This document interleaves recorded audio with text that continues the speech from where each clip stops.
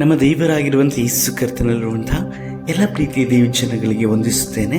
ಮತ್ತೊಂದು ದಿನದಲ್ಲಿ ನಾವು ಸಂಜೆಗೊಂದು ಸತ್ಯ ಸಂದೇಶ ಅನ್ನುವಂತಹ ಈ ಸಂಚಿಕೆಯಲ್ಲಿ ಕೂಡಿ ಬರುವ ಹಾಗೆ ಕರ್ತನ ನಾಮವನ್ನು ಮಹಿಮೆ ಪಡಿಸುವ ಹಾಗೆಯೂ ದೇವರಾಗಿರುವಂಥ ಯೇಸು ಕರ್ತನ ಅನುಗ್ರಹಿಸಿಕೊಟ್ಟಂಥ ಸಂದರ್ಭಕ್ಕಾಗಿ ನಾನು ದೇವರಿಗೆ ಸ್ತೋತ್ರವನ್ನು ಸಲ್ಲಿಸ್ತೇನೆ. ಸಮಯದಲ್ಲಿ ನಾವು ಪ್ರಾರ್ಥನೆಯೊಟ್ಟಿಗೆ ಈ ಸಂದೇಶವನ್ನು ಆಲಿಸಲಿಕ್ಕಾಗಿ ಸಮರ್ಪಿಸಿಕೊಳ್ಳೋಣ. ಒಳ್ಳೆಯ ತಂದೆ, ನಮ್ಮ ಸರ್ವಶಕ್ತನಾದ ದೇವರೇ, ಅನುದಿನವೂ ಸಹ ನಮಗೆ ಹೊಸದಾತದನ್ನು ಕೊಡುವ ದೇವರಾಗಿರುವುದಕ್ಕಾಗಿ ನಾವು ನಿಮ್ಮನ್ನು ಕೊಂಡಾಡುತ್ತೇವೆ. ಈ ಸಂಜೆ ವೇಳೆಯಲ್ಲಿ ನಾವು ಧ್ಯಾನಿಸುವಂಥ ಒಂದೊಂದು ವಾಕ್ಯಗಳನ್ನು, ಆ ವಾಕ್ಯಗಳ ಗೂಢಾರ್ಥಗಳನ್ನು ಅರಿತುಕೊಂಡು ನಿಮಗೆ ಫಲವನ್ನು ಕೊಡುವ ಹಾಗೆ ನಮಗೆ ಸಹಾಯಿಸಿರಿ. ಈ ಸಂದೇಶವನ್ನು ಕೇಳುತ್ತಾ ಇರುವಂಥ ಪ್ರತಿಯೊಬ್ಬೊಬ್ಬರ ಜೀವಿತದಲ್ಲಿಯೂ ನಿಮ್ಮ ಚಿತ್ತ, ಉದ್ದೇಶ, ಸಂಕಲ್ಪಗಳು ನೆರವೇರಲಿ. ಅವರ ಮನಕಣ್ಣುಗಳನ್ನು ತೆರೆಯಪಡಿಸಿ ನಡೆಸಿರಿ. ನಮ್ಮ ರಕ್ಷಕನಾದ ಯೇಸು ಕರ್ತ ನಾಮದಲ್ಲಿ ತಂದೆಯೇ, ಆಮೇನ್. ಕರ್ತನಲ್ಲಿರುವ ಪ್ರೀತಿಯ ದೇವಜನರೇ, ದೇವರಾಗಿರುವಂಥ ಯೇಸು ಕರ್ತನು ಈ ದಿನಮಾನಗಳಲ್ಲಿ 2000 ವರ್ಷಗಳ ಹಿಂದೆ ಶಿಲುಬೆ ಮೇಲೆ ತನ್ನ ಪ್ರಾಣವನ್ನು ಲೋಕದಲ್ಲಿರುವಂಥ ಸಮಸ್ತ ಜನಗಳಿಗೂ ಸಹ ಅರ್ಪಿಸಲ್ಪಟ್ಟಂತಹ ದಿನವಾಗಿದೆ. ಶುಭ ಶುಕ್ರವಾರ ಎಂಬುದಾಗಿ ಹೇಳಿ ಅಥವಾ ಗುಡ್ ಫ್ರೈಡೇ ಎಂಬುದಾಗಿ ಹೇಳಿ ಲೋಕದಲ್ಲೆಲ್ಲ ಯೇಸು ಕರ್ತನ ಶ್ರಮೆಯ ಕುರಿತಾಗಿ ಧ್ಯಾನಿಸಲ್ಪಡುವಂತಹ ದಿನವಾಗಿದೆ. ಇಂದು ನೀವು ಸಹ ಯೇಸು ಕರ್ತನ ಮರಣವನ್ನು ನೆನೆಸಿಕೊಂಡಿದ್ದೀರಿ ಎಂಬುದಾಗಿ ಹೇಳಿ ನಾನು ನಂಬುತ್ತೇನೆ. ಯಾಕಂದರೆ ಜನನಕ್ಕಿಂತ ಯೇಸು ಕರ್ತನ ಮರಣ ನಮಗೆ ಮುಖ್ಯವಾಗಿ ಇದೆ. ಅಪೊಸ್ತಲನಾದ ಪೌಲನು ಹೇಳಲ್ಪಡ್ತಾನೆ, ಆತನ ಮರಣವನ್ನು ನೆನೆಸಿಕೊಳ್ಳಲಿಕ್ಕಾಗಿ ಹೀಗೆ ಮಾಡಿರಿ ಎಂಬುದಾಗಿ ಹೇಳಿ. ಹೌದು ಪ್ರಿಯರೇ, ಯೇಸು ಕರ್ತನ ಮರಣವನ್ನು ನಾವು ಯಾವಾಗಲೂ ಸಹ ನೆನೆಸುವವರಾಗಿರಬೇಕು. ಯೇಸು ಕರ್ತನ ಮರಣ ಅದು ನಮ್ಮ ವಿಮೋಚನೆಯಾಗಿದೆ. ಕರ್ತನ ಮರಣ ಅದು ನಮ್ಮ ಪಾಪದ ಪರಿಹಾರಕ್ಕಾಗಿ. ಯೇಸು ಕರ್ತನ ಮರಣ ನಮಗೆ ನಿತ್ಯ ಜೀವನ ಕೊಡುವಂಥದ್ದಾಗಿದೆ. ಯೇಸು ಕರ್ತನ ಮರಣ ನಮಗೆ ನೂತನ ಜೀವವನ್ನು ಕೊಡುವಂಥದ್ದು. ಯೇಸು ಕರ್ತನ ಮರಣ ನಮ್ಮಲ್ಲಿ ನೂತನವಾದಂಥ ಸ್ವಭಾವವನ್ನು ಉಂಟು ಮಾಡುವಂಥದ್ದಾಗಿದೆ. ಯೇಸು ಕರ್ತನ ಮರಣ ನಮಗೆ ಜೀವವು ಬಲವೂ ಆಗಿದೆ. ಯೇಸು ಕರ್ತನ ಮರಣ ಸೈತಾನನ, ಆತನ ಕಾರ್ಯಗಳನ್ನು ಲಯಪಡಿಸುವಂಥದ್ದಾಗಿದೆ. ಯೇಸು ಕರ್ತನ ಮರಣವನ್ನು ನಾವು ಯಾವಾಗಲೂ ಸಹ ನೆನೆಸಿಕೊಳ್ಳುವವರಾಗಿರಬೇಕು. ಸಭೆಗಿರುವಂತಹ ನಿಜವಾದಂಥ ನೆನಪು ಕ್ರಿಸ್ತನ ಮರಣವೇ ಆಗಿದೆ. ನಮ್ಮ ರಕ್ಷಕನಾಗಿರುವಂಥ ಯೇಸು ಕರ್ತನು ಶಿಲುಬೆ ಮೇಲೆ ಜಡಿಯಲ್ಪಟ್ಟಂತಹ ಸಮಯದಲ್ಲಿ ಸುಮಾರು ಬೆಳಿಗ್ಗೆ 9 ಗಂಟೆಯಿಂದ ಹಿಡಿದು ಮಧ್ಯಾಹ್ನ 3 ತಾಸಿನ ತನಕವಾಗಿಯೂ ಅವರು ಶಿಲುಬೆ ಮೇಲೆ ನೇತು ಹಾಡಲ್ಪಟ್ಟರು. ಶಿಲುಬೆ ಮೇಲೆ ಭಯಂಕರವಾದಂತಹ ನೋವು, ವೇದನೆಯು ಅವರ ಹೃದಯದಲ್ಲಿತ್ತು. ಒಂದು ಕಡೆ ಗಾಯ, ಮತ್ತೊಂದು ಕಡೆ ಕೈಗಳಿಗೂ ಕಾಲುಗಳಿಗೂ ಬಡಿಯಲ್ಪಟ್ಟಂತಹ ಮೊಳೆಗಳು. ಆ ವೇದನೆ ಅವರ ಮೈಗಳೆಲ್ಲವೂ ಸಹ ಕೊರ್ರಿಗಳಿಂದ ಹೊಡೆಯಲ್ಪಟ್ಟಂಥ ಗುರುತುಗಳಿಂದಲೂ ಗಾಯವಾಗಿತ್ತು. ಶರೀರದ ರಕ್ತವೂ ಸಹ ಹನಿ ಹನಿಯಾಗಿ ಶರೀರದಿಂದ ರಕ್ತವು ಧಾರಾಕಾರವಾಗಿ ನೀರು ಸುರಿಯುವ ಹಾಗೆ ಹನಿಕುತ್ತಲೇ ಇತ್ತು, ಸುರಿಯುತ್ತಲೇ ಇತ್ತು. ಆ ಸಮಯದಲ್ಲಿ ಯೇಸು ಕರ್ತನು 7 ಮಾತುಗಳನ್ನು ಶಿಲುಬೆ ಮೇಲೆ ಮಾತನಾಡಲ್ಪಟ್ಟರು. ಯೇಸು ಕರ್ತನು ಶಿಲುಬೆ ಮೇಲೆ ಆಡಲ್ಪಟ್ಟಂತಹ ಮೊಟ್ಟ ಮೊದಲನೆಯ ಮಾತು, ತಂದೆಯೇ, ಅವರಿಗೆ ಕ್ಷಮಿಸು, ತಾವು ಏನು ಮಾಡುತ್ತೇವೆಂಬುದನ್ನು ಅರಿಯರು ಎಂಬುದಾಗಿ ಹೇಳಲ್ಪಟ್ಟರು. ಇದನ್ನು ಲೂಕನು ಬರೆದ ಸುವಾರ್ತೆ 23ನೇ ಅಧ್ಯಾಯದ 34ನೇ ವಚನದಲ್ಲಿ ದಾಖಲಾಗಿರುವಂಥದ್ದನ್ನು ನೋಡುತ್ತೇವೆ. ಅವರನ್ನು ಶಿಲುಬೆಗೆ ಹಾಕಲ್ಪಟ್ಟಂಥ ಜನಗಳನ್ನು ಕುರಿತಾಗಿ ತಂದೆಯನ್ನು ಯೇಸು ಕರ್ತನು ಬೇಡುತ್ತಾ ಇದ್ದಾರೆ. ಯೇಸುವನ್ನು ಯಾಕಾಗಿ ಶಿಲುಬೆಗೆ ಹಾಕಿಸಲ್ಪಟ್ಟವೆಂಬುದಾಗಿ ಹೇಳಿ ಅವರಿಗೆ ಗೊತ್ತಿಲ್ಲ. ದೇವರಾಗಿರುವಂಥ ಯೇಸು ಕರ್ತನು ಭೂಮಿಯ ಮೇಲಿದ್ದಾಗ ಅವರಿಗೆ ಸವಾಲನ್ನು ಹಾಕಲ್ಪಡ್ತಾರೆ. ನನ್ನಲ್ಲಿ ಯಾವುದಾದ್ರೂ ನೀವು ತಪ್ಪನ್ನು ಹುಡುಕುವುದಾದರೆ, ಪಾಪವಿರುವುದಾದರೆ ಯಾರಾದರೂ ತಿಳಿಸರಿ ಎಂಬುದಾಗಿ ಹೇಳಲ್ಪಡ್ತಾರೆ. ಜೀವ ಸ್ವರೂಪನಾದಂಥ ದೇವರು ಆತನು, ಪರಿಶುದ್ಧದ ಮೂಲ ಕರ್ತನಾಗಿರುವ ಆತನಲ್ಲಿ ಯಾವ ಪಾಪವನ್ನು ತೋರಿಸಲಿಕ್ಕೆ ಸಾಧ್ಯವಾಗುತ್ತದೆ? ಪರಿಸಾಯರು, ಸದ್ದುಕಾಯರುಗಳೆಲ್ಲರೂ ಸಹ ಮೌನವಾಗಿರುತ್ತಾರೆ. ಯಾಕಂದರೆ ಯೇಸು ಕರ್ತನಲ್ಲಿ ಒಂದು ಪಾಪವೂ ಸಹ ಇರಲಿಲ್ಲ. ದೇವರ ಚಿತ್ತ ಯೇಸು ಕರ್ತನನ್ನು ಜಜ್ಜಲ್ಪಡುವಂಥದ್ದೇ ಆಗಿದ್ದರಿಂದ ಅವರು ನಮ್ಮೆಲ್ಲರ ಪಾಪದ ನಿವಾರಣಾರ್ಥಕವಾಗಿ ಶಿಲುಬೆ ಮೇಲೆ ಜಜ್ಜಲ್ಪಡಬೇಕಾಗಿತ್ತು, ಸಾಯಲ್ಪಡಬೇಕಾಗಿತ್ತು. ಆ ನಿಮಿತ್ತವಾಗಿ ಅವರನ್ನು ಹಿಡಿದು ಶಿಲುಬೆ ಮೇಲೆ ಹಾಕುವಂಥದ್ದು ದೇವರ ಸಂಕಲ್ಪವೇ ಆದುದರಿಂದ ಅವರು ಏನು ಮಾಡ್ತಾ ಇದ್ದಾರೆ ಎಂಬುದಾಗಿ ಹೇಳಿ ಅವರಿಗೆ ಗೊತ್ತಿರಲಿಲ್ಲ. ಇದೆಲ್ಲವೂ ದೇವರ ಉದ್ದೇಶವನ್ನು ನೆರವೇರಿಸಲಿಕ್ಕಾಗಿ ಅವರೆಲ್ಲರನ್ನೂ ಸಹ ಒಂದು ವಿಧವಾಗಿ ಉಪಯೋಗವಾಗಲ್ಪಟ್ಟರೆ ವಿನಃ ಮೊದಲನೇದಾಗಿ ಅವರಿಗೆ ಯಾಕೆ ಶಿಲುಬೆ ಮೇಲೆ ಯೇಸುವನ್ನು ನಾವು ಹಾಕಬೇಕು ಎಂಬುದಾಗಿ ಅರಿವೇ ಇರಲಿಲ್ಲ. ಆದ ಕಾರಣ ದೇವರಾಗಿರುವಂಥ ಯೇಸು ಕರ್ತನ ತಂದೆ ಬಳಿಯಲ್ಲಿ ಹೇಳ್ತಾ ಇದ್ದಾರೆ, ತಂದೆ ಅವರನ್ನು ಕ್ಷಮಿಸು, ನಾವು ಏನು ಮಾಡುತ್ತಾ ಇದ್ದೀವಿ ಎಂಬುದಾಗಿ ಹೇಳಿ ಅವರು ಅರಿಯರು, ಅವರಿಗೆ ಗೊತ್ತೇ ಇಲ್ಲ. ಹಾಗಾಗಿ ಅವರನ್ನು ಕ್ಷಮಿಸು ಎಂಬುದಾಗಿ ಹೇಳ್ತಾರೆ. ಇಂದು ಕರ್ತನಲ್ಲಿರುವ ಪ್ರೀತಿಯ ದೇವಚಂದ್ರ, ನೀವು ದೇವರಿಗೆ ಮಾಡುವಂಥ ಪ್ರತಿಯೊಂದು ತಪ್ಪುಗಳು ಅದು ದೇವರಿಗೆ ದುಃಖ ವೇದನೆಯನ್ನು ಕೊಡುವಂಥದ್ದಾಗಿದೆ. ಅರಿಯದೆ ಅರಿತು ಸಹ ಮಾಡುವಂಥ ಒಂದೊಂದು ಪಾಪಗಳು ಸಹ ಕರ್ತನು ಶಿಲುಬೆ ಮೇಲೆ ಮನನೊಂದವರಾಗಿ ಅವರನ್ನು ಕ್ಷಮಿಸು ಎಂಬುದಾಗಿ ಬೇಡಿಕೊಳ್ಳುವಂಥದ್ದೇ ಆಗಿದೆ. ಯೇಸು ಕರ್ತನನ್ನು ಧರಿಸಿಕೊಂಡಂಥ ಯೇಸು ಕರ್ತನಲ್ಲಿರುವಂಥ ನೀವು ಪದೇ ಪದೇ ದೇವರಿಗೆ ಮಾಡುವಂಥ ಪಾಪಗಳು, ಪದೇ ಪದೇ ಮಾಡುವಂಥ ಒಂದೊಂದು ಪಾಪಗಳು ಅದು ದೇವರಿಗೆ ಯೇಸುವಿಗೆ ಮಾಡಲ್ಪಟ್ಟಂಥ ದ್ರೋಹವಾಗಿದೆ. ಯೇಸುವನ್ನು ಮತ್ತೆ ನೀವು ಶಿಲುಬೆ ಮೇಲೆ ಹಾಕಲ್ಪಡುತ್ತೀರಿ ಎಂಬುದಾಗಿ ಹೇಳಿ ಇಬ್ರಿಯರಿಗೆ ಬರೆದ ಪುಸ್ತಕದಲ್ಲಿ ನಾವು ಕಾಣಲ್ಪಡುತ್ತೇವೆ.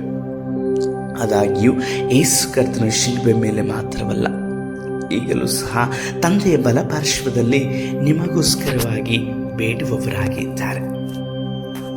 ಆದುದರಿಂದ ಮನ ತಿರುಗಬೇಕು. ಕರ್ತನಲ್ಲಿರುವಂಥ ನೀವು ತಿಳುವಳಿಕೆಯನ್ನು ಅರಿವನ್ನು ಹೊಂದಿದವರಾಗಿದ್ದೀರಿ.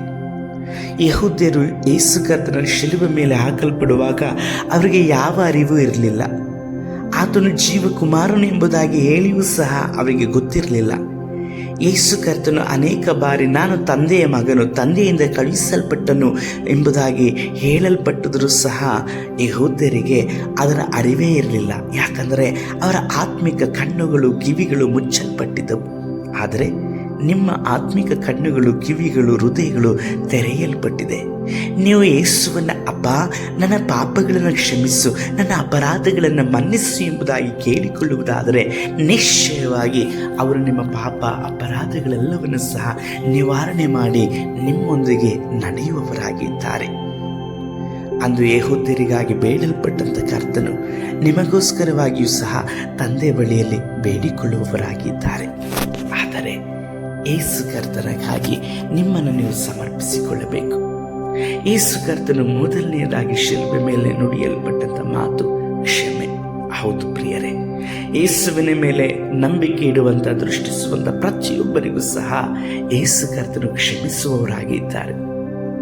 ಅಂದು ಯೆಹೂದ್ಯರು ರಕ್ಷಣೆಗೋಸ್ಕರವಾಗಿ ಯೇಸುವನ್ನು ನೋಡಲಿಲ್ಲ, ಅಪಹಾಸ್ಯವನ್ನು ಮಾಡಿ ಯೇಸುವನ್ನು ದೃಷ್ಟಿಸಿದರು. ಆದರೆ ಅವರ ದೃಷ್ಟಿ ಮೊಂಡತನವಾಗಿತ್ತು. ಅವರ ದೃಷ್ಟಿಯಲ್ಲಿ ಕತ್ತಲು ಕವಿದಿತ್ತು. ಅವರ ದೃಷ್ಟಿಯಲ್ಲಿ ಅಜ್ಞಾನವು ಅಡಗಿತ್ತು. ಆದ್ದರಿಂದಲೇ ಯೇಸು ಕರ್ತನು ಅವರಿಗಾಗಿ ಬೇಡಿಕೊಂಡರು, ತಂದೆಯೇ ಅವರನ್ನು ಕ್ಷಮಿಸು, ಅವರು ಏನು ಮಾಡ್ತಾ ಇದ್ದೀವಿ ಎಂಬುದಾಗಿ ಹೇಳಿ ಅವರಿಗೆ ಅರಿವೇ ಇಲ್ಲ, ಜ್ಞಾನವೇ ಇಲ್ಲ ಎಂಬುದಾಗಿ ಹೇಳಿದರು. ಪ್ರಿಯರೇ, ಇಂದು ನೀವು ಸಹ ಯೇಸು ಕರ್ತನಿಗೆ ಏನೆಲ್ಲ ದ್ರೋಹವನ್ನು ಅರಿಯದಂತೆ ಮಾಡುವುದಾದರೂ ಅವರು ನಿಮಗೆ ಇದೇ ರೀತಿಯಲ್ಲಿ ಬೇಡಿಕೊಳ್ಳುವವರಾಗಿದ್ದಾರೆ. ಬದಲಾಗಿ ಯೇಸು ಕರ್ತನಲ್ಲಿರುವಂಥ ನೀವು ಜ್ಞಾನವಿಲ್ಲದವರಾಗಿ ಅಲ್ಲ, ಜ್ಞಾನವಂತರಾಗಿ ನಡೆಯಬೇಕಾಗಿದೆ. ಯೇಸು ಕರ್ತನು ಶಿಲುಬೆ ಮೇಲೆ ನುಡಿಯಲ್ಪಟ್ಟಂಥ ಎರಡನೇ ಮಾತು ಲೂಕನ ಬರೆಸುವಾರ್ಥ 23ನೇ ಅಧ್ಯಾಯ 43ನೇ ವಚನದಲ್ಲಿ ದಾಖಲಾಗಿದೆ. ಈ ಹೊತ್ತೆ ನನ್ನ ಸಂಗಡ ಪರದೈಸಿನಲ್ಲಿರುವಿ ಎಂದು ನಿನಗೆ ಸತ್ಯವಾಗಿ ಹೇಳುತ್ತೇನೆ. ಕರ್ತನ ಪ್ರೀತಿಯ ದೇವಚಂದ್ರ, ಯೇಸು ಕರ್ತನ ಶಿಲುಬೆ ಮೇಲೆ ನುಡಿಯಲ್ಪಟ್ಟಂಥ ಎರಡನೇ ಮಾತು, ತನ್ನ ಬಲಗಡೆಯಲ್ಲಿಯೂ ಎಡಗಡೆಯಲ್ಲಿಯೂ ಇಬ್ಬರು ಕಳ್ಳರನ್ನ ಯೇಸು ಕರ್ತನ ಕೂಡ ಶಿಲುಬೆಯಲ್ಲಿ ನೇತು ಹಾಕಲ್ಪಟ್ಟಿದ್ರು. ಅದರಲ್ಲಿ ಒಬ್ಬನು ಯೇಸುವನ್ನ ಅಪಹಾಸ್ಯ ಮಾಡಿದನು. ಈತನು ದೇವಕುಮಾರನಲ್ವಾ? ಈತನನ್ನು ಕೂಡ ನಮ್ಮ ಹಾಗೆ ಶಿಲುಬೆ ಮೇಲೆ ನೇತು ಹಾಕಲ್ಪಟ್ಟಿದ್ದಾರೆ. ಇವನು ಒಂದು ವೇಳೆ ದೇವಕುಮಾರನಾಗಿದ್ದರೆ ಈತನು ಶಿಲುಬೆ ಮೇಲಿಂದ ಬಿಡಿಸಿಕೊಂಡು ನಮ್ಮನ್ನು ಸಹ ಬಿಡಿಸಲಿ ಎಂಬುದಾಗಿ ಹೇಳಿ ಮತ್ತೊಬ್ಬ ಕಳ್ಳನ ಜೊತೆಯಲ್ಲಿ ಈತನು ಅಪಹಾಸ್ಯವನ್ನ ಮಾಡಿದನು. ಆದರೆ ಅದನ್ನು ಕೇಳಿಸಿಕೊಂಡಂತ ಮತ್ತೊಬ್ಬ ಕಳ್ಳನು ಆತನಿಗೆ ಹೇಳುತ್ತಾನೆ, ಹೇ, ನಾವಾದರೂ ಪಾಪ ಮಾಡಿದ್ದೇವೆ, ಸರಿಯಾದಂಥ ದಂಡನೆಯನ್ನು ಅನುಭವಿಸುತ್ತಾ ಇದ್ದೇವೆ. ಆದರೆ ನಮ್ಮ ನಡುವೆ ಇರುವಂಥ ಯೇಸು ಕರ್ತನು ಯಾವ ದ್ರೋಹವನ್ನು, ಯಾವ ಪಾಪವನ್ನು ಮಾಡಲಿಲ್ಲ ಎಂಬುದಾಗಿ ಹೇಳಿ, ಈ ಒಂದು ವ್ಯವಸ್ಥೆಯಲ್ಲಿ, ಈ ಒಂದು ಸ್ಥಿತಿಯಲ್ಲಿ ಇರುವುದಾದರೂ ಸಹ ನೀನು ಈ ರೀತಿಯಲ್ಲಿ ಅಪಹಾಸ್ಯವನ್ನು ಮಾಡ್ತಿದೆಯಲ್ಲ ಎಂಬುದಾಗಿ ಹೇಳಿ ಅವನಿಗೆ ಎಚ್ಚರಿಕೆಯನ್ನು ಕೊಟ್ಟು ಯೇಸುವನ್ನು ಬೇಡಿಕೊಳ್ಳುತ್ತಾ ಇದ್ದಾನೆ. ಯೇಸು ಸ್ವಾಮಿ, ನೀವು ರಾಜ್ಯವನ್ನು ಪಡೆದುಕೊಂಡು ಬರುವಾಗ ನನ್ನನ್ನು ನೆನಪು ಮಾಡಿಕೊಳ್ಳರು ಎಂಬುದಾಗಿ ಹೇಳಿ ಪಶ್ಚಾತ್ತಾಪದ ನುಡಿಗಳನ್ನು ಆಡಲ್ಪಡ್ತಾ ಇದ್ದಾನೆ. ಪ್ರಿಯರೇ, ಆತನು ಸತ್ಯವೇದವನ್ನು ಓದಿದವನಲ್ಲ. ಯೇಸು ಕರ್ತನ ವಿಷಯವಾಗಿ ಅಲ್ಪ ಸ್ವಲ್ಪವಾಗಿ ಆ ಸಮಯದಲ್ಲಿ ಮಾತ್ರವೇ ಅವನು ತಿಳಿದವನಾಗಿದ್ದನು. ಆದರೆ ಅವನ ಹೃದಯದಲ್ಲಿ ಬಂದಂಥ ಆಲೋಚನೆ ಏನು ಗೊತ್ತಾ? ಯೇಸು ಕರ್ತನು ಯಾವ ದ್ರೋಹವನ್ನು ಮಾಡಲಿಲ್ಲ. ನಾವಾದರೂ ನಾವು ಮಾಡಿದಂತಹ ಪಾಪಕ್ಕೆ ಸರಿಯಾದಂಥ ದಂಡನೆಯನ್ನು ಹೊಂದಿಕೊಳ್ಳುತ್ತಾ ಇದ್ದೇವೆ. ಆದರೆ ನಮ್ಮ ನಡುವೆ ನೇತು ಹಾಕಲ್ಪಟ್ಟಂಥ ಈತನು ಜೀವಕುಮಾರನು, ದೈವಕುಮಾರನು ಎಂಬುದಾಗಿ ಹೇಳಿ ಆತನ ಮನಸ್ಸು ತೀರ್ಮಾನಿಸಿತು. ಮಾತ್ರವಲ್ಲದೆ ಯೇಸು ಕರ್ತನು ತನ್ನ ರಾಜ್ಯವನ್ನು ಪಡೆದುಕೊಂಡು ಬರ್ತಾನೆ ಎಂಬುದಾಗಿ ಹೇಳಿ ಆತನು ನಂಬಿದವನಾಗಿದ್ದನು. ಶಿಲುಬೆ ಮೇಲೆ ಕಟ್ಟ ಕಡೆಯ ಆ ಸಮಯದಲ್ಲಿ ಯೇಸು ಕರ್ತನ ದೃಷ್ಟಿಸಲ್ಪಟ್ಟು ಹೇಳಿದಂಥ ಮಾತು, ಯೇಸುವೇ, ನೀವು ರಾಜ್ಯವನ್ನು ಪಡೆದುಕೊಂಡು ಬಂದಾಗ ನನ್ನನ್ನು ನೆನಪು ಮಾಡಿಕೊಳ್ಳ್ರಿ ಎಂಬುದಾಗಿ ಹೇಳಿ. ಅದಕ್ಕೆ ಯೇಸು ಕರ್ತನ ಉತ್ತರ, ಈ ಹೊತ್ತೆ ನನ್ನ ಸಂಗಡ ಪರದೇಶಿನಲ್ಲಿರುವೆ ಎಂದು ನನಗೆ ಸತ್ಯವಾಗಿ ಹೇಳುತ್ತೇನೆ ಎಂಬುದಾಗಿ ಹೇಳಿದರು. ಪ್ರಿಯರೇ, ಯೇಸು ಕರ್ತನ ಮೇಲೆ ನಂಬಿಕೆ ಇಡುವಂಥ, ನಿರೀಕ್ಷೆ ಇರುವಂಥ ಯಾವ ಮನುಷ್ಯನನ್ನು ಸಹ ಯೇಸು ಕರ್ತನ ಕೈ ಬಿಡುವಂಥ ದೇವರಲ್ಲ. ಅಂದು ಶಿಲುಬೆ ಮೇಲೆ ಯೇಸುವಿನ ಮೇಲೆ ನಂಬಿಕೆ ಇಟ್ಟು ಯೇಸು ಕರ್ತನ ಬರೋಣದ ವಿಷಯದಲ್ಲಿ ನಿರೀಕ್ಷೆ ಇಡಲ್ಪಟ್ಟಂತಹ ಕಳ್ಳನಿಗೆ ಯೇಸು ಕರ್ತನ ಕೊಟ್ಟಂತಹ ಭರವಸೆ, ಈ ಹೊತ್ತೇ ನನ್ನ ಸಂಗಡ ನೀನು ಪರದೇಶದಲ್ಲಿ ಇರುವಿ, ಸತ್ಯವಾಗಿ ಹೇಳ್ತಾ ಇದ್ದೇನೆ ಎಂಬುದಾಗಿ ಹೇಳಿದರು. ನಂಬಿಕೆ ನಿಮ್ಮ ಜೀವಿತವನ್ನು ಯೇಸು ಕರ್ತನಲ್ಲಿ ಇರಿಸುವಂಥದ್ದಾಗಿದೆ. ನಿರೀಕ್ಷೆ ನೀವು ಯೇಸು ಕರ್ತನ ಜೊತೆಯಲ್ಲಿ ನಡೆಯುವಂಥದ್ದಾಗಿದೆ. ಅಂದು ಆ ಕಳ್ಳನು ಯೇಸುವನ್ನ ಶಿಲುಬೆ ಮೇಲೆ ನಂಬಿದನು. ಯೇಸು ಕರ್ತನ ಸಾಯುವಂತಹ ಕೊನೆ ಕ್ಷಮದಲ್ಲಿ ಯೇಸು ಕರ್ತನ ಮೇಲೆ ನಿರೀಕ್ಷೆ ಇಟ್ಟನು. ಆದರೆ ಅವನ ನಂಬಿಕೆಗೂ ನಿರೀಕ್ಷೆಗೂ ಯೇಸು ಕರ್ತನು ಸತ್ಯವಾದಂತಹ ಮಾತುಗಳನ್ನು ಕೊಟ್ಟರು, ವಾಗ್ದಾನವನ್ನು ಮಾಡಿದರು. ಈ ಹೊತ್ತೆ ನನ್ನ ಜೊತೆಯಲ್ಲಿ ನೀನು ಪರದೇಶದಲ್ಲಿರುತ್ತಿ ಎಂಬುದಾಗಿ ಹೇಳಲ್ಪಟ್ಟರು. ಪ್ರಿಯರೇ, ಇಂದು ಕ್ಷಣಿಕವಾದಂಥ ನೋವು, ಕ್ಷಣಿಕವಾದಂಥ ಇಚ್ಛೆಗಳು, ಪಾಪಗಳಿಗಾಗಿ ನೀವು ಯೇಸುವನ್ನು ತೊರೆದವರಾಗುವುದಾದರೆ ನಿತ್ಯವಾದಂಥ ನರಕದಲ್ಲಿ ನೀವು ಇರುವವರಾಗಿರ್ತೀರ. ಅಲ್ಪ ಸ್ವಲ್ಪ ಕಷ್ಟಗಳಲ್ಲಿ ಯೇಸು ಕರ್ತನ ಆತುಕೊಂಡು ಆತನ ಮೇಲೆ ನಿರೀಕ್ಷೆಯನ್ನು ನೀವು ಇಡುವುದಾದರೆ ನಿಶ್ಚಯವಾಗಿ ಯೇಸು ಕರ್ತನು ಅಂದು ಅವನಿಗೆ ಹೇಳಿದ ಹಾಗೆ ನಿಮಗೂ ಸಹ ಇವತ್ತೇ ನನ್ನ ಮಗಳೇ, ನನ್ನ ಮಗನೇ, ನೀನು ನನ್ನ ಸಂಗಡ ಇರುತ್ತಿ ಎಂಬುದಾಗಿ ಹೇಳುವವರಾಗಿದ್ದಾರೆ. ಯುಗದ ಸಮಾಪ್ತಿಯವರೆಗೂ ಎಲ್ಲ ದಿವಸವೂ ನಾನೇ ನಿಮ್ಮ ಸಂಗಡ ಇರುತ್ತೇನೆ ಎಂಬುದಾಗಿ ಹೇಳಲ್ಪಟ್ಟಂಥ ಕರ್ತನು ನಿಮ್ಮ ಜೀವಿತದಲ್ಲಿ ನಂಬಿಕೆಯನ್ನು, ನಿರೀಕ್ಷೆಯನ್ನು ಹುಟ್ಟಿಸುವವರಾಗಿದ್ದಾರೆ. ಆದರೆ ಯೇಸುವನ್ನು ಮತ್ತೊಬ್ಬ ಕಳ್ಳರು ನೋಡಿದ ಹಾಗಲ್ಲ, ನೀವು ರಕ್ಷಕನಾಗಿ ನೋಡಬೇಕು. ಆತನನ್ನು ಪಾಪ ವಿಮೋಚನಾರ್ಥಕವಾದಂಥ ನನ್ನ ಕುರಿ, ನನಗೋಸ್ಕರವಾಗಿ ಯಜ್ಞವಾಗಲ್ಪಟ್ಟಂಥ ಕುರಿ ಮರಿಯಾದ ಆತನು ಎಂಬುದಾಗಿ ಹೇಳಿ ನಂಬಿಕೆ ಇಡುವಾಗ, ನಿರೀಕ್ಷೆ ಇಡುವಾಗ ಯೇಸು ಕರ್ತನು ನಿಶ್ಚಯವಾಗಿ ನಿಮ್ಮನ್ನು ತನ್ನ ಜೊತೆಯಲ್ಲಿ ನಡೆಸುವವರಾಗಿದ್ದಾರೆ. ಯೇಸು ಕರ್ತನ ಶಿಲುಬೆ ಮೇಲೆ ನುಡಿಯಲ್ಪಟ್ಟಂಥ ಮೂರನೇ ಮಾತು ಯೋಹಾನನು ಬರೆದ ಸುವಾರ್ತೆ ಪುಸ್ತಕದ 19ನೇ 26, 27 ವಚನದಲ್ಲಿ ದಾಖಲಾಗಿದೆ. ಪ್ರಿಯರೇ, ಅಮ್ಮ, ಇಗೋ ನಿನ್ನ ಮಗನು ಎಂದು ಹೇಳಿದನು. ತರುವಾಯ ಆ ಶಿಷ್ಯನಿಗೆ, ಇಗೋ ನಿನ್ನ ತಾಯಿ ಎಂದು ಹೇಳಿದರು. ಕರ್ತನ ಪ್ರೀತಿ ದೈವಜನರೇ, ದೇವರಾಗಿರುವಂಥ ಯೇಸು ಕರ್ತನು ನಮ್ಮ ವಿಷಯದಲ್ಲಿ ಬಹಳ ಜವಾಬ್ದಾರಿ ಉಳ್ಳವರಾಗಿದ್ದಾರೆ. ಅಂದು ಶಿಲುಬೆ ಮೇಲೆ ಇರುವಂಥ ಸಮಯದಲ್ಲೂ ಸಹ ಲೋಕದಲ್ಲಿ ತನಗೆ ತಾಯಿಯಾಗಿದ್ದಂತಹ ಮರಿಯಳ ವಿಷಯವಾಗಿ ಆತನು ಚಿಂತಿಸಿದನು. ಇನ್ನು ಮೇಲೆ ಮರಿಯಳಿಗೆ ಆತನ ಮಗನಾಗಿ ಅಲ್ಲ, ರಕ್ಷಕನಾಗಿ ದೇವರಾಗಿ ಸಹ ಇರುವವರಾಗಿದ್ದರು. ಆದಿದ್ದನೆಂದರೆ ಮಾಂಸದ ಮನುಷ್ಯನಿಂದ ಬಂದಂಥ ಆ ಶರೀರದಲ್ಲಿ ಮನುಷ್ಯನಾಗಿ ಬರಲಿಕ್ಕೋಸ್ಕರವಾಗಿ ಗರ್ಭವನ್ನು ಕೊಡಲ್ಪಟ್ಟಂತಹ ತಾಯಿಯನ್ನು ನೆನೆಸಲ್ಪಟ್ಟು ಆ ತಾಯಿಯ ಮೇಲೆ ಆತನು ಜವಾಬ್ದಾರಿಯನ್ನು ಇಡಲ್ಪಟ್ಟದರಿಂದ ಆತನನ್ನು ತನ್ನ ಪ್ರಿಯ ಶಿಷ್ಯನಾದಂತಹ ಯೋಹಾನನಿಗೆ ಹೇಳಲ್ಪಟ್ಟರು. ಯೇಸು ಕರ್ತನು ಸಾಯುವಂತಹ ಸಮಯದಲ್ಲೂ ಸಹ ತನ್ನ ಜವಾಬ್ದಾರಿಯನ್ನು ಮರೆಯಲಿಲ್ಲ. ಯಾಕಂದರೆ ನಂತರದಲ್ಲಿ ಆತನು ಕಾಣಿಸಿಕೊಳ್ಳುವಂಥದ್ದು ದೇವರಾಗಿಯೂ ದೇವಕುಮಾರನಾಗಿಯೂ ಕಾಣಿಸಿಕೊಳ್ಳುವವರಾಗಿದ್ದರು. ಅಂದು ಶಿಲುಬೆ ಮೇಲೆ ಸಾಯಲು ಪಡೆದಿದ್ದಂಥ ಯೇಸು ಕರ್ತನು ಮನುಷ್ಯ ಕುಮಾರನು, ಅಂದರೆ ಮನುಷ್ಯರಿಗಾಗಿ ಬಂದಂಥ ರಕ್ತ ಮಾಂಸದಲ್ಲಿ ಬಂದಂಥವರಾಗಿದ್ದರು. ಆದರೆ ಮರಳಿ ಪುನರುತ್ಥಾನವಾಗಿ ಕಾಣಿಸಿಕೊಳ್ಳುವಂತಹ ಯೇಸು ಕರ್ತನು ದೈವಕುಮಾರನಾಗಿ ಸ್ವತಃ ದೇವರಾಗಿ ಕಾಣಿಸಿಕೊಳ್ಳುವುದರಿಂದ ಮನುಷ್ಯನಿಗೆ ಆಗಿದ್ದಂಥ ಸಮಯದಲ್ಲಿ ತನಗಿದ್ದಂಥ ಜವಾಬ್ದಾರಿ, ತನ್ನ ತಾಯಿಯನ್ನು, ತನ್ನ ಕುಟುಂಬವನ್ನು ನೋಡಿಕೊಳ್ಳುವಂಥ ಜವಾಬ್ದಾರಿ ಇದ್ದದರಿಂದ ತನ್ನನ್ನು ದೃಷ್ಟಿಸಲಿಕ್ಕಾಗಿ ಆ ಮರಣದ ಸಮಯದಲ್ಲೂ ಸಹ ತನ್ನನ್ನು ನೋಡುತ್ತಿದ್ದಂಥ, ಎದುರು ನೋಡುತ್ತಿದ್ದಂಥ ತಾಯಿಯನ್ನು ಕುರಿತಾಗಿ, ಅಮ್ಮ ಇದು ನಿನ್ನ ಮಗನು ಎಂಬುದಾಗಿ ಆತನ ಪ್ರೀತಿಯ ಶಿಷ್ಯನಾದಂತಹ ಯೋಹಾನನಿಗೆ ಇಗೋ ನಿನ್ನ ತಾಯಿ ಎಂಬುದಾಗಿ ಸಹ ಹೇಳಲ್ಪಟ್ಟರು.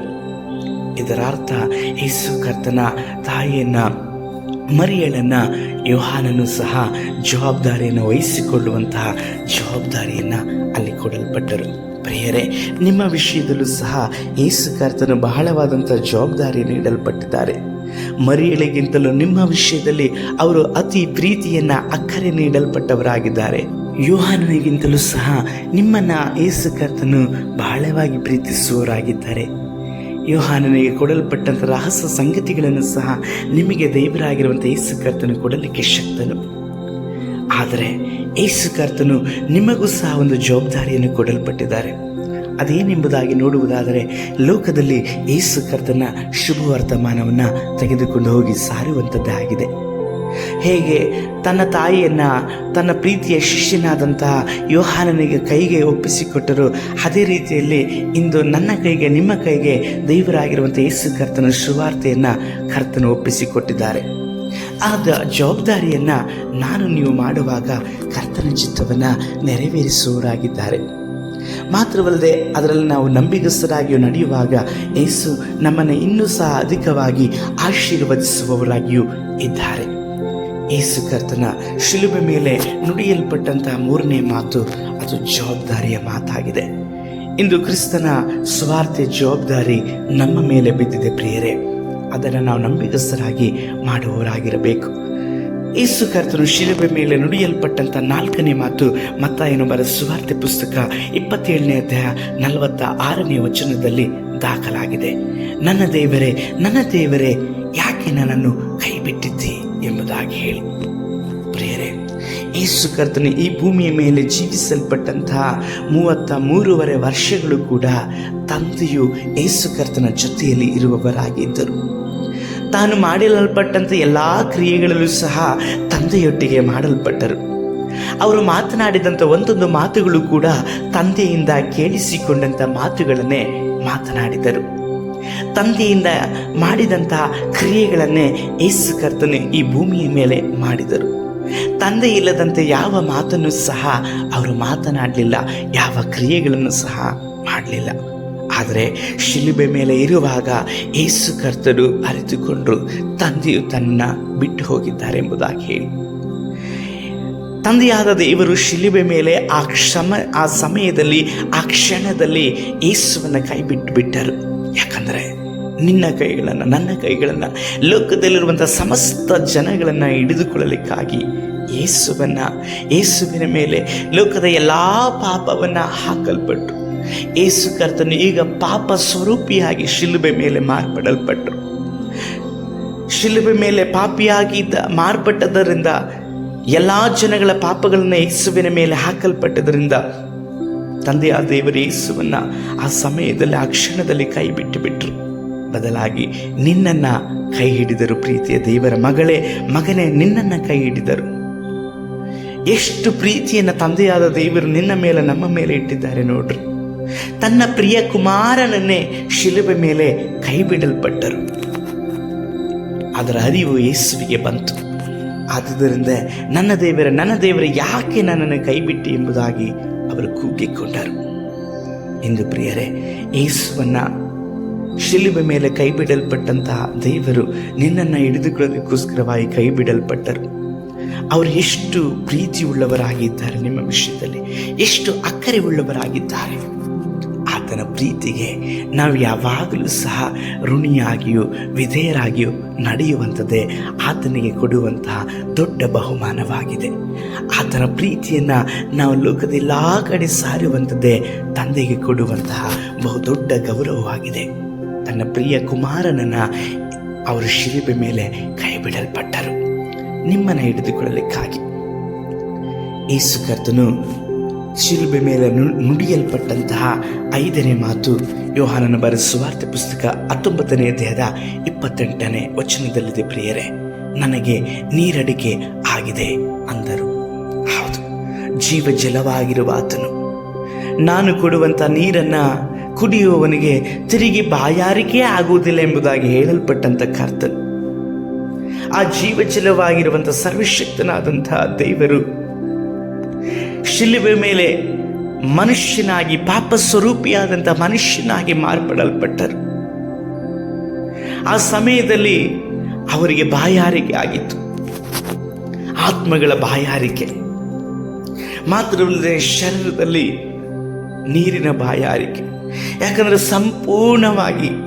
ಸಂಪೂರ್ಣವಾಗಿ ಕೈ ಬಿಡಲ್ಪಟ್ಟಂಥ ಮನುಷ್ಯ ಸ್ವರೂಪಕ್ಕೆ ಅವರು ಬಂದರು. ಅವರ ಶರೀರದಲ್ಲಿ ಚಲನೆ ಇಲ್ಲದ ಹಾಗಾಯಿತು. ತಂದೆ ಇಲ್ಲದೆ ಇರುವಂಥದ್ದನ್ನು ಅರಿವಿಗೆ ತೆಗೆದುಕೊಂಡಂಥ ಅವರ ಶರೀರದಲ್ಲಿ ಚಲನೆ ಇಲ್ಲ, ಶಬ್ದಗಳು ಹೊರಡುತ್ತಾ ಇಲ್ಲ. ಅವರ ಶರೀರದಲ್ಲಿ ಬಾಯಾರಿಕೆ ಉಂಟಾಯಿತು. ತಂದೆ ಇರುವವರೆಗೂ ಸಹ ಅವರು ಯಾವಾಗಲೂ ಜೀವ ಜಲವನ್ನು ಕೊಡುವಾತನಾಗಿದ್ದರು. ಈಗ ಅವರ ಶರೀರದಲ್ಲಿ ಬಾಯಾರಿಕೆ ಆಗಿತ್ತು. ಖಾಲಿ ಪಾತ್ರೆಯಾಗಿ ಅವರು ಮಾರ್ಪಡಲ್ಪಟ್ಟರು. ಶರೀರದಲ್ಲಿದ್ದಂತಹ ರಕ್ತವು ಹನಿಯಾಗಿ ಎಲ್ಲವೂ ಖಾಲಿಯಾಗಿತ್ತು. ಈಗ ಅವರು ನೀರನ್ನು ಕೇಳಿದರು. ಪ್ರಿಯರೇ, ಜೀವ ಜಲವಾಗಿರುವ ಆತನು ದಾಹಗೊಂಡರು. ಇಂದು ಯೇಸು ಕರ್ತನು ಆತ್ಮಗಳ ದಾಹದಲ್ಲಿದ್ದಾರೆ. ಅಂದು ಆ ಸೈನಿಕರು ಯೇಸುವಿಗೆ ಕಹಿ ನೀರನ್ನು, ಹುಳಿಯ ನೀರನ್ನು ಕೊಡಲ್ಪಟ್ಟರು. ಅದನ್ನು ಕುಡಿಯಲಿಕ್ಕೆ ಅವರಿಗೆ ಆಗಲಿಲ್ಲ. ಇಂದು ಯೇಸುವನ್ನ ಪ್ರೀತಿಸುವಂತಹ ನೀನು ಅವರ ದಾಹವನ್ನು ನೀಗಿಸಬೇಕಾದ್ರೆ ಆತ್ಮಗಳನ್ನು ಆದಾಯ ಬೇಕು. ಆತ್ಮಗಳಿಗಾಗಿ ಕರ್ತನ ತ್ಯಾಗವನ್ನು ನೀವು ತಿಳಿಸಬೇಕು. ಕರ್ತನ ತ್ಯಾಗವನ್ನು, ಆತನ ಶಿಲುಬೆ ಮೇಲೆ ಮರಣವನ್ನು ನಾನು ನೀನು ತಿಳಿಸದಂತೆ ಇನ್ಯಾರು ತಿಳಿಸಲಿಕ್ಕೆ ಸಾಧ್ಯ? ಅದನ್ನು ಮಾಡುವಾಗ ಆತನ ದಾಹವನ್ನು ನಾವು ನೀಗಿಸುವವರಾಗಿ ಇದ್ದೇವೆ. ಯೇಸು ಕರ್ತನು ಶಿಲುಬೆ ಮೇಲೆ ನುಡಿಯಲ್ಪಟ್ಟಂತಹ 6ನೇ ಮಾತು ಯೋಹಾನನ ಬರೆದ ಸುವಾರ್ತೆ ಪುಸ್ತಕ 19ನೇ ಅಧ್ಯಾಯ 30ನೇ ವಚನದಲ್ಲಿ ದಾಖಲಾಗಿದೆ. ತೀರಿತು ಎಂಬುದಾಗಿ ಹೇಳಿ. ಹೌದು, ಎಲ್ಲವನ್ನ ಅವರು ಮುಗಿಸಿದರು. ತಂದೆಯು ತನಗೆ ಒಪ್ಪಿಸಲ್ಪಟ್ಟಂತ ಎಲ್ಲ ಕಾರ್ಯಗಳನ್ನು ಸಹ ಅವರು ಮುಗಿಸಲ್ಪಟ್ಟರು. ಲೋಕದ ಸಮಸ್ತ ಪಾಪಗಳನ್ನು ತನ್ನ ಮೇಲೆ ಹೊತ್ತುಕೊಂಡ್ರು. ಲೋಕದ ಸಮಸ್ತ ಜನಗಳನ್ನ ಸೈತಾನನ ಬಂಧನದಿಂದ ಬಿಡಿಸುವಂತಹ ಜವಾಬ್ದಾರಿಯನ್ನು ತನ್ನ ಮೇಲೆ ಹೊತ್ತುಕೊಂಡರು. ಲೋಕದಲ್ಲಿರುವಂಥ ಎಲ್ಲ ಶಾಪಗಳನ್ನು ವಿಮೋಚಿಸಲಿಕ್ಕೋಸ್ಕರವಾಗಿ ತನ್ನನ್ನೇ ಶಾಪಗ್ರಸ್ತನಾಗಿ ಅವರು ಒಪ್ಪಿಸಿಕೊಟ್ಟದರಿಂದ, ಅದೆಲ್ಲವನ್ನ ಮುಗಿಸಿದ್ರಿಂದ ತೀರಿತು ಎಂಬುದಾಗಿ ಹೇಳಲ್ಪಟ್ಟರು. ಪ್ರಿಯರೇ, ನಿಮ್ಮ ಪಾಪ, ನಿನ್ನ ಶಾಪ, ನಿನ್ನ ದಾರಿದ್ರ್ಯತೆ, ನಿನ್ನ ಪ್ರತಿಯೊಂದು ಕಾರ್ಯಗಳನ್ನು ಯೇಸು ಕರ್ತನು ಮುಗಿಸಲ್ಪಟ್ಟವರಾಗಿದ್ದಾರೆ. ಶಿಲುಬೆಯ ಮೇಲೆ ಅವರು ನಿಮಗೋಸ್ಕರವಾಗಿ ಎಲ್ಲವನ್ನ ಮುಗಿಸಿದರು. ಇಂದು ನೀನು ಯೇಸುವಿಗೋಸ್ಕರವಾಗಿ ನಿಶ್ಚಯವಾಗಿ ಸ್ವತಂತ್ರವಾಗಿ ಜೀವಿಸುವವನಾಗಿ ಇರಬೇಕಷ್ಟೆ. ಯೇಸು ಕರ್ತನು ಶಿಲುಬೆ ಮೇಲೆ ನುಡಿಯಲ್ಪಟ್ಟಂತಹ ಕಡೆಯ ಮಾತು ಲೂಕನ ಬರೆದ ಸುವಾರ್ತೆ 23ನೇ ಅಧ್ಯಾಯ 46ನೇ ವಚನದಲ್ಲಿ ದಾಖಲಾಗಿದೆ. ತಂದೆಯೇ, ನನ್ನ ಆತ್ಮವನ್ನು ನಿಮ್ಮ ಕೈಗೆ ಒಪ್ಪಿಸಿಕೊಡುತ್ತೇನೆ ಎಂಬುದಾಗಿ ಹೇಳಿದೆ. ಮಹಾಶಬ್ದದಿಂದ ಪ್ರಾಣವನ್ನು ಬಿಟ್ಟರು. ಪ್ರಿಯರೇ, ಹೌದು, ಆತ್ಮಕ್ಕೆ ಮರಣವಿಲ್ಲ. ಆತ್ಮ ಯಾವಾಗಲೂ ಸಹ ನಿತ್ಯನಾಗಿರುವ ಆತನಿಂದ ಕೊಡಲ್ಪಟ್ಟಂಥದ್ದಾಗಿದೆ. ನಿಮ್ಮ ಆತ್ಮಕ್ಕೂ ಸಹ ಮರಣವಿಲ್ಲ. ಆದರೆ ನಿಮ್ಮ ಆತ್ಮ ಎಲ್ಲಿಗೆ ಹೋಗಲ್ಪಡುತ್ತದೆ? ನಿತ್ಯವಾದಂಥ ರಾಜ್ಯಕ್ಕೂ ಅಥವಾ ನಿತ್ಯವಾದಂಥ ವೇದನೆಯುಳ್ಳಂಥ ನರಕಕ್ಕೂ. ನಮ್ಮ ಆತ್ಮವನ್ನು ಯಾವಾಗಲೂ ನಂಬಿಗಸ್ತನಾಗಿರುವಂಥ ಕರ್ತನ ಕೈಗಳಿಗೆ ಒಪ್ಪಿಸಿಕೊಟ್ಟು ನಾವು ಜೀವಿಸಬೇಕು. ನಮ್ಮ ಆತ್ಮಗಳಲ್ಲಿ ಯಾವಾಗಲೂ ಸಹ ಕರ್ತನ ಮಹಿಮೆಯನ್ನು ಅನುಭವಿಸುವವರಾಗಿಯೂ ರಕ್ಷಣೆಯಲ್ಲಿಯೂ ನಿರಂತರವಾಗಿ ನಡೆಯುವವರಾಗಿರಬೇಕು. ನಮ್ಮ ಆತ್ಮಕ್ಕೆ ಕೊಡಲ್ಪಟ್ಟಂತಹ ಕರ್ತನ ರಕ್ಷಣೆಯನ್ನು ಯಾವಾಗಲೂ ನಾವು ಜೋಪಾನವಾಗಿ ಕಾಪಾಡಿಕೊಳ್ಳಬೇಕು. ಪ್ರಿಯರೇ, ನಿಮ್ಮ ರಕ್ಷಣೆಯ ವಸ್ತ್ರವು ಅರಿಯದ ಹಾಗೆ, ಯಾವ ಶತ್ರುವು ನಿಮ್ಮ ರಕ್ಷಣೆಯ ವಸ್ತ್ರಕ್ಕೆ ಕೊಳೆಯನ್ನು ಮಾಡದ ಹಾಗೆ ನೀವು ಯಾವಾಗಲೂ ಯೇಸುವಿನ ರಕ್ತವನ್ನು ಪ್ರೋಕ್ಷಿಸಿಕೊಂಡವರಾಗಿರುವುದಾದರೆ, ನಿಮ್ಮ ಆತ್ಮಗಳನ್ನು ನೀವು ನಂಬಿಗಸ್ತನಾದಂಥ ದೇವರಿಗೆ ತಕ್ಕ ಸಮಯದಲ್ಲಿ ಒಪ್ಪಿಸಿಕೊಟ್ಟು ನಡೆಯುವುದಾದರೆ ಆತನ ಜೊತೆಯಲ್ಲೂ ಸಹ ನೀವು ಜೀವಿಸಬಹುದು. ಯೇಸು ಕರ್ತನು ನಿನ್ನ ಪಾಪ ನನ್ನ ಪಾಪಗಳೆಲ್ಲವನ್ನೂ ಸಹ ಕಲ್ವಾರಿ ಶಿಲುಬೆ ಮೇಲೆ ಹೊರಲ್ಪಟ್ಟು ಈ 7 ಮಾತುಗಳನ್ನು ಮಾತನಾಡಿದರು. ಪ್ರಿಯರೇ, ಈ 7 ಮಾತುಗಳು ನಮಗೆ ಮಾರ್ಗದರ್ಶನ. ಈ 7 ಮಾತುಗಳು ನಮಗೆ ಬಲವಾಗಿದೆ. ಈ 7 ಮಾತುಗಳು ಯೇಸು ಕರ್ತನ ಮರಣ ನನಗೋಸ್ಕರವಾಗಿ ನಿನಗೋಸ್ಕರವಾಗಿ ಆಗಿದೆ ಎಂಬುದಾದಂತಹ ರುಜುವಾತುಗಳಾಗಿದೆ. ಹೌದು, ಯೇಸು ನಿಮಗೋಸ್ಕರವಾಗಿ ಸತ್ತದ್ದು ಮಾತ್ರವಲ್ಲದೆ ನಿಮಗೋಸ್ಕರವಾಗಿ ತಂದೆಯ ಬಳಿಯಲ್ಲಿ ಬೇಡಿಕೊಳ್ಳುವವರಾಗಿಯೂ ನಿಮಗಾಗಿ ಮಾರ್ಗವನ್ನು ಸಿದ್ಧಪಡಿಸಿ ಹೋದಾತನು ಸ್ಥಳವನ್ನು ಸಹ ಸಿದ್ಧಪಡಿಸಿ ಬರಲಿಕ್ಕಾಗಿದ್ದಾರೆ. ಯೇಸುವಿನ ಮರಣವನ್ನು ಯಾವಾಗಲೂ ನೆನೆಸುವಂಥದ್ದೇ ಸಭೆಯ ಕಾರ್ಯವಾಗಿದೆ. ಇಂದು ಕರ್ತನು ನಿನ್ನನ್ನು ಸಭೆಯಾಗಿ ಆರಿಸಿ ತೆಗೆದುಕೊಂಡಿದ್ದಾನೆ. ಪ್ರಿಯ ದೇವರ ಮಗನೇ, ಮಗಳೇ, ಯೇಸುವಿನ ಮರಣವನ್ನು ಯಾವಾಗಲೂ ನೆನೆಸುವನಾಗಿ ನೀನು ಇರುವುದಾದರೆ ಕರ್ತನ ಬರೋಣ ನಿಶ್ಚಯವಾಗಿ ನಿನಗೆ ಸಂತೋಷವು ಜಯಮಾಲಿಕೆಯೂ ಆಗಿರಲ್ಪಡುತ್ತದೆ. ಆತನು ಬರೋಣ ತನಕವಾಗಿಯೂ ಸಹ ಆತನ ಮರಣವನ್ನು, ಆತನು ಶಿಲುಬೆ ಮೇಲೆ ತೋರಲ್ಪಟ್ಟಂತಹ ಅಪ್ರತಿಮವಾದಂಥ ಪ್ರೀತಿಯನ್ನು ಸಾರುವಂಥ ಭಾರ ನಾನು ನೀನು ಹೊತ್ತುಕೊಳ್ಳಬೇಕು. ಪ್ರಿಯರೇ, ಯೇಸು ಕರ್ತನ ಶಿಲುಬೆಯನ್ನು ಆ ಸಮಯದಲ್ಲಿ ಒಬ್ಬ ಮನುಷ್ಯನು, ಸಿಮೋನ ಅನ್ನುವಂತಹ ಒಬ್ಬ ಮನುಷ್ಯನು ಹೊತ್ತುಕೊಂಡನು. ಅದೇ ಪ್ರಕಾರವಾಗಿ ಯೇಸು ಕರ್ತನ ಆ ಸುವಾರ್ತೆ ಭಾರವನ್ನು ನಾನು ನೀವು ಹೊತ್ತುಕೊಳ್ಳಬೇಕು. ಆಗಲೇ ಯೇಸು ಕರ್ತನ ಚಿತ್ತವನ್ನು ನಾವು ನೆರವೇರಿಸಲಿಕ್ಕೆ ಸಾಧ್ಯವಾಗುತ್ತದೆ. ನಾವು ಪ್ರಾರ್ಥಿಸೋಣ. ಸರ್ವಶಕ್ತನಾದ ದೇವರೇ, ಯೇಸು ಕರ್ತನ ಮರಣದ ನಿಮಿತ್ತವಾಗಿ ನಮ್ಮ ಪಾಪಗಳೆಲ್ಲವೂ ಸಹ ಪರಿಹಾರವಾಗಿದೆ ಎಂಬುದಾಗಿ ನಾವು ನಂಬುತ್ತೇವೆ. ನಮ್ಮ ರಕ್ಷಕನಾಗಿರುವಂಥ ಯೇಸು ಕರ್ತನು ಶಿಲುಬೆ ಮೇಲೆ ನುಡಿಯಲ್ಪಟ್ಟಂತಹ 7 ಮಾತುಗಳನ್ನು ಕರ್ತನೆ ಅಪ್ಪ ನಾವು ಸಂಕ್ಷಿಪ್ತವಾಗಲಿ ಕ್ಲಿಪ್ತವಾಗಿ ಕರ್ತನೆ ಧ್ಯಾನಿಸುವ ಹಾಗೆ ಅನುಗ್ರಹಿಸಿಕೊಟ್ಟಂತಹ ಈ ಕೃಪೆಗಾಗಿ ನಾವು ನಿಮ್ಮನ್ನು ವಂದಿಸುತ್ತೇವೆ.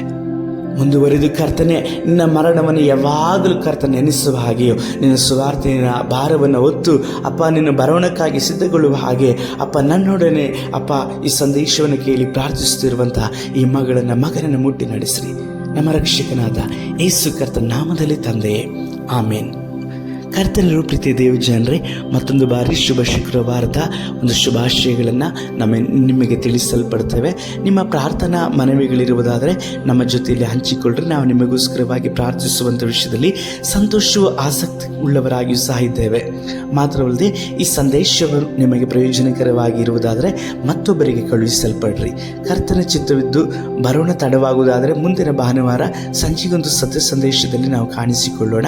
ಮಾತ್ರವಲ್ಲದೆ ನಮಗೋಸ್ಕರವಾಗಿ ದೇವರು ಕೊಡಲ್ಪಟ್ಟಂಥ ಈ ಸೇವೆಯನ್ನು ನಂಬಿಗಸ್ತರಾಗಿ ನಾವು ಮಾಡಲಿಕ್ಕಾಗಿಯೂ, ಮಾತ್ರವಲ್ಲದೆ ನಿಮ್ಮನ್ನು ಈ ಸಂದೇಶದ ಮುಖಾಂತರವಾಗಿ ನಾವು ತಲುಪುವ ಹಾಗೆಯೂ ಬೇಕಾದಂಥ ಎಲ್ಲ ಅಗತ್ಯತೆಗಳ ಅವಶ್ಯಕತೆಗಳನ್ನು ಕರ್ತನ ಒದಗಿಸಿಕೊಟ್ಟು ನಡೆಸೋದಕ್ಕೋಸ್ಕರವಾಗಿಯೂ ಪ್ರಾರ್ಥನೆ ಮಾಡಿಕೊಳ್ಳ್ರಿ.